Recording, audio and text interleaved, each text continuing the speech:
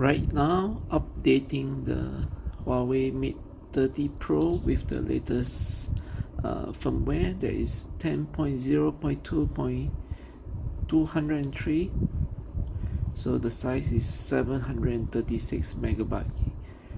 It'll take some time, but basically it helps to add in new gesture navigation, and also on the package 2 it helps to fix an issue where smart dinos in support would incorrectly report fingerprint sensor issues.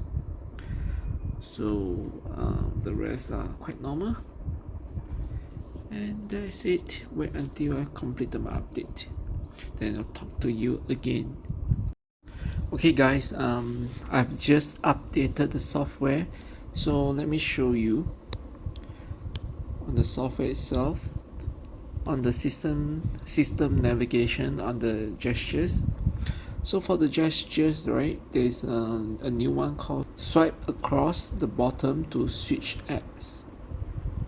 So what it means is very simple. Let me show you. In this, I have opened a few apps actually before this recording.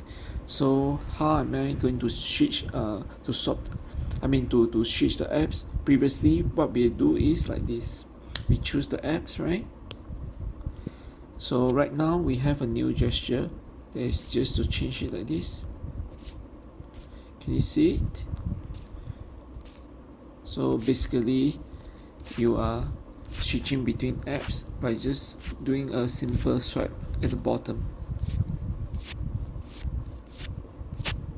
So rather than doing this, now you can do this.